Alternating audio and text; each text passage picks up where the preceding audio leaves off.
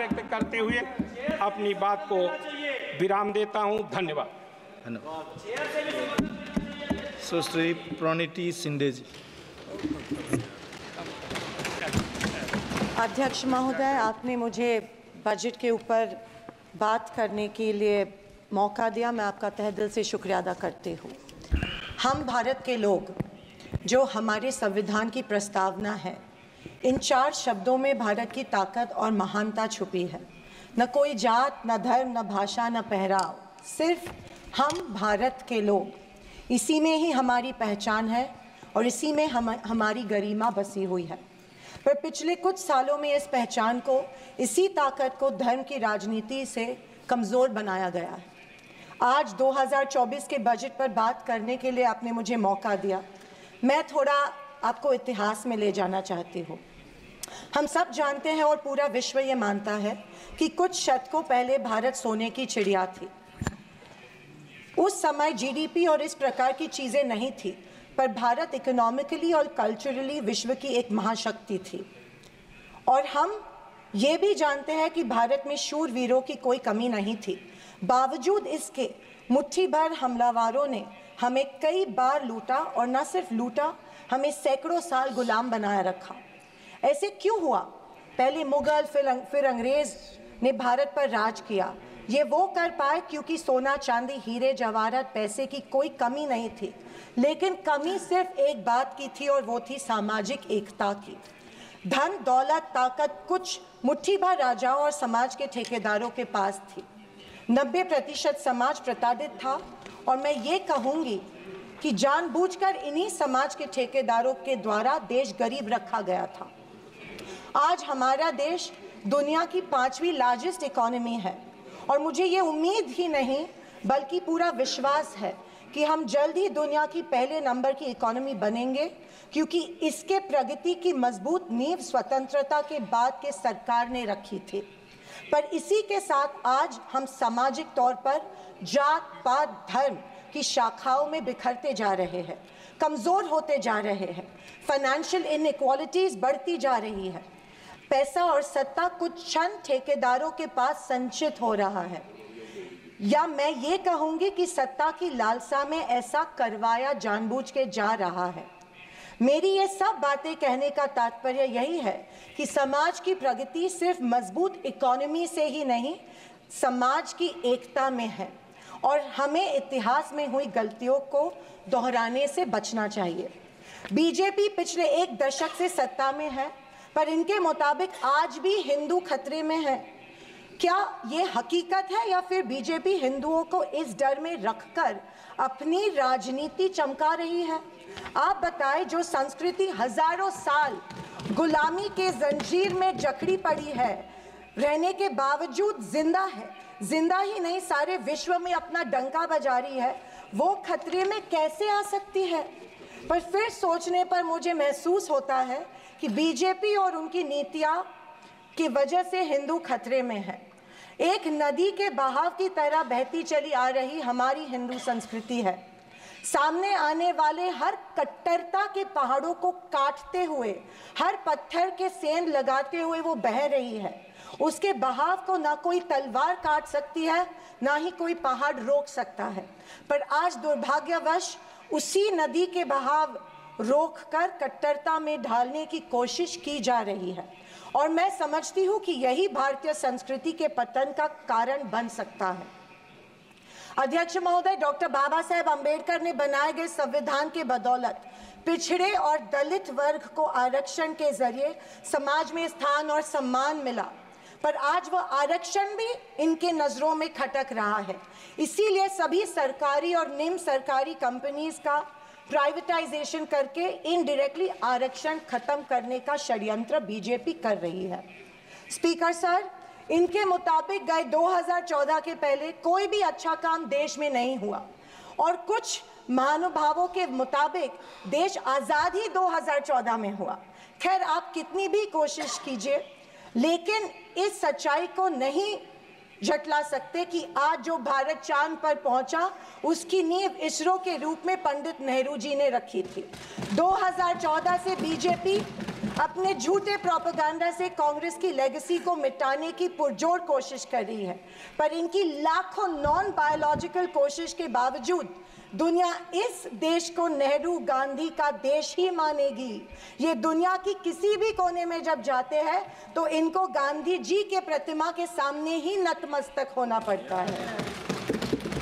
ऐसी सरकार और ऐसे वित्त मंत्री से हम क्या उम्मीद करें जो प्याज के बढ़ते दाम के सवाल पर कहती है कि दाम बढ़ते हो तो बढ़ने दो, मैं प्याज नहीं खाती। स्कूल कॉलेज के फीस बढ़ते तो बढ़ने दो, हम शिक्षा नहीं भक्त बढ़ाते हैं। पर फिर भी जनता की प्रतिनिधि होने के नाते मेरा दायित्व है कि मैं लोगों के प्रश्न इस सदन में समक्ष पेश करूं।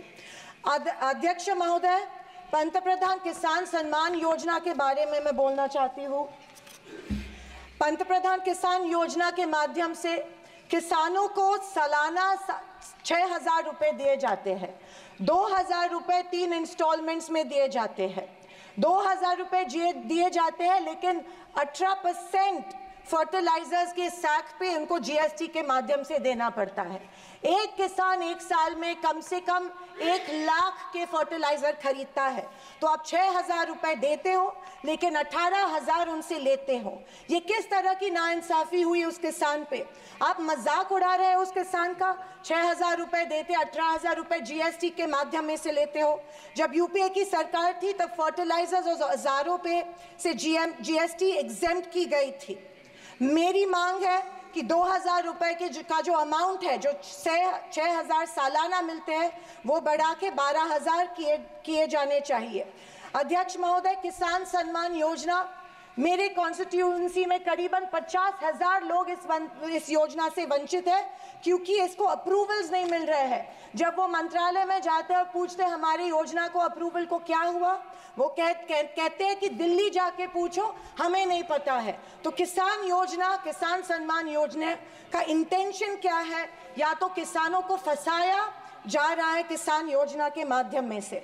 अध्यक्ष महोदय, फसल बीमा योजना, महाराष्ट्र में, पश्चिम महाराष्ट्र में शोलापुर, सांगली, सातारा, कोल्हापुर में उड़द दाल और अरहर की दाल यहाँ पे उगाई जाती है, लेकिन फसल बीमा योजना मिलती है सिर्फ बाजरा, मक्का और सोयाबीन के लिए। आपके माध्यम में से मैं फाइनेंस मिनिस्टर से गुजारिश करती हूँ कि अरहर और उड़द के लिए भी फसल बीमा योजना के फॉर्म एक्सेप्ट किए चुके हैं, भर दिए हैं, लेकिन फसल बीमा योजना मिल नहीं रही है। अध्यक्ष महोदय, पंतप्रधान आवास योजना, आदरणीय फाइनेंस मिनिस्टर जी ने कहा कि एडिशनल 3 करोड़ हाउसेज, घर यहाँ पे इंक्रीज करके इस बजट में दे रहे हैं, लेकिन पंतप्रधान आवास योजना का टारगेट अभी तक महाराष्ट्र को नहीं मिला है क्योंकि ये योजना जो है गाँवठान जमीन पे घर बांधे जाते हैं, लेकिन असलियत ये है कि गांव में गाँवठान जमीन है ही नहीं। जब कलेक्टर के पास जाते हैं तो कहा जाता है कि गाँवठान जमीन नहीं है, गायरान जमीन ढूंढ के लाओ, हम आपको पीएम आवास योजना देंगे। अभी गाँवठान जमीन लाएंगे कहाँ से? तो अब आपके माध्यम में से मैं फाइनेंस मिनिस्टर को रिक्वेस्ट करती हूँ कि सारे कलेक्टर्स, डिस्ट्रिक्ट कलेक्टर्स को आदेश दे कि जितनी भी गाँवरान जमीनें हैं गाँव में, उनको गाँवठान करके पंतप्रधान आवास योजना लोगों को लागू की जाए और सारे जो पेंडिंग प्रपोजल्स हैं वो एक्सेप्ट किए जाए। और मेरी आपसे ये गुजारिश है कि 1,40,000 रुपए इस योजना के लिए मिलते हैं, ये बहुत टुटपुंजी है, इसके लिए 2,50,000 दिए जाए पंतप्रधान आवास योजना के लिए। अध्यक्ष महोदय, मुद्रा लोन 2014 में प्राइम मिनिस्टर ने बड़ी एम्बिशियसली मुद्रा लोन की घोषणा की थी। कल फाइनेंस मिनिस्टर ने इसकी जो राशि है 10 लाख से लेके 20 लाख की, लेकिन मुद्रा लोन उस पीरियड में उन्हीं लोगों को मिले जिनकी सिफारिशें बीजेपी के कार्यकर्ताओं ने की थी, जबकि सामान्य आदमी जो है, आम आदमी जो है, उसको ये लोन नहीं मिला था। सिर्फ कुछ चंद लोगों को ये लोन दिया गया था। मेरी ये मांग है कि कोरोना के टाइम पे जो लाभार्थी मुद्रा लोन का कर्ज फेर नहीं पाए, उनके लिए जैसे अपने अदानी अंबानी के लिए कर्जा माफ किया है, वैसे इन लाभार्थियों के लिए भी कर्जा माफ किया जाए, तुरंत माफ किया जाए मुद्रा लोन का जो परत फेर करने का कर्जा है।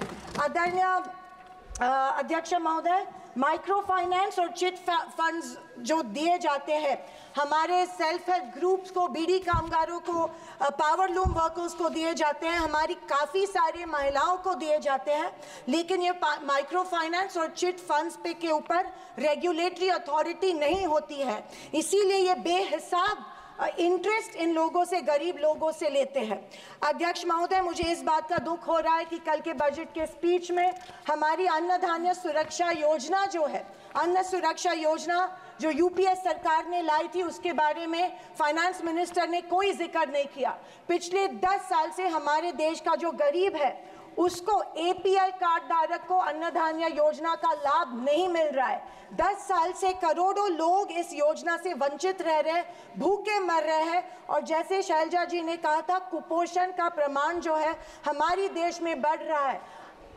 गरीब लोगों से जानबूझ के एक form, give up subsidy form जानबूझ के भरा जा रहा है, उनको बिना बताए कि अगर ये फॉर्म आप भरेंगे तो आपकी फूड सब्सिडी कट हो जाएंगी। ये जबरदस्ती उनसे ये फॉर्म भरवा रहे हैं ताकि उनको इस योजना, जो कि कांग्रेस की योजना थी, उसका लाभ न मिले, और इसके वजह से ढेर सारे लोग भूखे हमारे देश में मर रहे हैं। मैं फाइनेंस मिनिस्टर से ये गुजारिश करती हूँ कि एपीएल कार्ड धारक को तुरंत इस योजना का लाभ मिला जाए और सारे के सारे जितने भी लोग हैं उनको धान मिला जाए। अध्यक्ष महोदय, कल के स्पीच में आंध्र प्रदेश और बिहार के ऊपर बहुत प्यार जताया गया। मुझे उस बात से कोई कंप्लेंट नहीं है, पर महाराष्ट्र से इतनी नफरत क्यों नहीं महाराष्ट्र की तरफ उतना ही प्यार जताया गया जो बिहार और आंध्र प्रदेश के जताया गया? क्योंकि उनको पिछले लोकसभा में कम सीटें मिली, या शायद उनको अंदाजा आया कि आने वाले इलेक्शन में उनको वो चुनाव हारने वाले हैं। मैं वित्त मंत्री को बताना चाहती हूँ कि महाराष्ट्र में हिंदवी स्वराज की नींव महाराष्ट्र में रखी गई थी।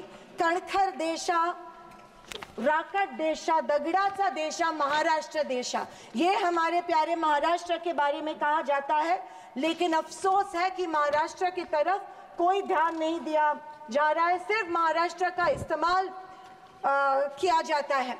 अध्यक्ष महोदय, रेलवेज के बारे में बोलूं तो रेलवेज में स्लीपर कोच की संख्या जो है वो कम कर रहे हैं और फर्स्ट क्लास और सेकंड क्लास की संख्या बढ़ा रहे हैं। देश का जो आम गरीब आदमी है वो स्लीपर कोच से ट्रैवल करता है, वो फर्स्ट क्लास और सेकंड क्लास से नहीं किया जाता है। मैं आपके माध्यम में से मेडन स्पीच माध्यम में से गुजारिश करती हूँ कि स्लीपर कोचेस की संख्या बढ़ाई जाए। अध्यक्ष महोदय, मेरी शोलापुर के कुछ मांगे रखती हूँ और मैं समाप्त करती हूँ। हमारे शोलापुर में एयरपोर्ट है लेकिन एयर सर्विस नहीं है। उड़ान स्कीम में आया गया है, लेकिन जानबूझ के वहाँ पे जो चिमनी थी, ऑब्स्ट्रक्शन था, वो तोड़ा गया, लेकिन अभी तक वहाँ पे एयर सर्विस शुरू नहीं है। बोरामनी एयरपोर्ट है, वहाँ पे इंटरनेशनल एयरपोर्ट के लिए फंड्स एक बार दिए गए, लेकिन फिर फंड्स नहीं दिए गए। मैं वित्त मंत्री से गुजारिश करती हूँ कि बोरामनी एयरपोर्ट के लिए फंड्स दिए जाए। मंगलवेढ़ा जो हमारा तालुका है, वहाँ पे जो इरिगेशन स्कीम है, वहाँ के 35 गांव जो है वो पानी से वंचित है। मैं विनती करती हूँ कि वो गांव के लिए भी आप इरिगेशन स्कीम जल्द से जल्द अप्रूव करें। अंत में मैं यही कहना चाहती हूँ कि बीजेपी विपक्ष की अवहेलना कर रही है कि हमें इतनी सीट्स मिली, जनता ने अस्वीकार किया, पर आपके 400 पार का क्या हुआ? पर मैं उनसे कहना चाहूँगी कि हम स्वीकार करते हैं कि सरकार बनाने के लिए पर्याप्त सीट्स नहीं जीत पाए।